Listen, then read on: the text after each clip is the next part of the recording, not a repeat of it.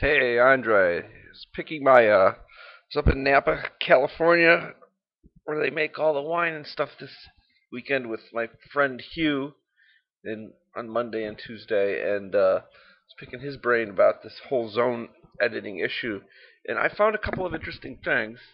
And let me take a look at uh, this, the range slider, which is really cool. I don't understand how it works, obviously, but you pull this up here. So the range slider is a dual slider.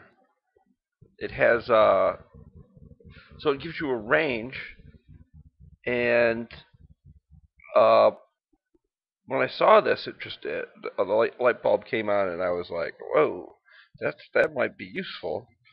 And so what I did is I went into so the way we're doing units right or zones right now is where we go to zones, and it brings up this box. And I find this extremely tedious, among other things. This is really, this nobody's going to use this because it's it's just too much. So what I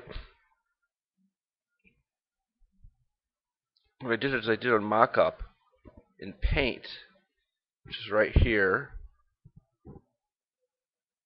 and so this is in Paint, so this doesn't move or anything. I was just shuffling some graphics around. And what this is I've kind of mocked it up to the where we might have some buttons up here that would say, well, okay, first you would pick zones, and then this box would appear here. And this goes all the way across.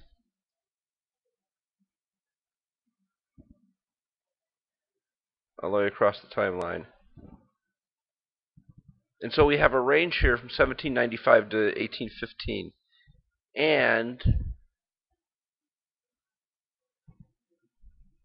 But before this, it would show. I didn't have time to do this. It would show. This particular timeline has two fake zones, and it's kind of hard to show. But initially, I would show the date range, and then I would have some buttons. One button would be edit range. One button would be edit or change magnification or whatever, and another button would be delete, so you can get rid of it. And if you have delete, you obviously have an add, and I don't know where to put the add button. That might be a menu choice. I wanted to keep this as thin as possible. So what happens is the thing is that when you're doing the magnification, you could pull these buttons right here and right here, left to right, to change the magnification. But if you're selecting a date range to do magnification on, it's the same thing. It's the same bar, and it's the same width as compared. And notice that this bar lines up to the correct date, 1795. Right? Might be going to pull it down to see this. And so, in this 1815 lines up to 1815 down here. So whether you're selecting a range of two dates to magnify, or you're selecting two dates to create a zone, the boundaries of a zone, or you've got something that's you're using to magnify something, they're both the same width. So basically, they're just in two different modes. Either you're selecting the date range, or you're stretching it. And this is all visual.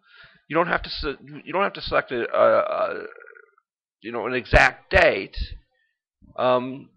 you're looking at the timeline and you're setting the boundaries, the range boundaries for what you want to magnify visually, and then you start pulling it open or closed to make it smaller or bigger, and all the information, either if you're making it smaller, goes down towards the bottom of the timeline, or if you're making it bigger, the information goes up. So when you're selecting the range, it would be really cool to have some lines under your buttons, and then you'd save your range, and then you'd click on the button to go to magnify, which is this.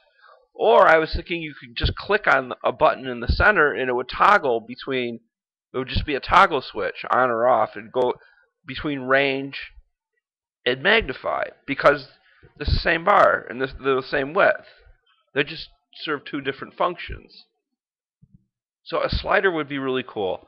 I have no idea how to do this. But you could have dozens of zones here, and they just all be stacked up on each other. And you could have some really incredibly complex timelines with multiple zones, and they'd be very easy and intuitive to change the dates for the zones and then change the width of the magnification, which are both the same line, because they're both the same width. So they can serve, so they can serve the same two different purposes, but be the identically the same thing. So I don't know if that's confusing or not, but that's what I worked on. I will send you this picture here, and it's also true for. So I mean, there's separate zones for separate zones for each band. So the summary band right here has its own range slider. So what you would pick edit zones, and these boxes would pop up, or these editing zone areas would pop up, and so that's what I pounded out a few this weekend. So that's what I was looking at today, and I would be interested to hear your comments on something like that, and how something like that. The strange thing is, adding a zone, there would have to be some sort of menu choice to add a zone, and it would have to be as intuitive as deleting one and manipulating them. So, want your thoughts on that? Have a great week. Talk to you later.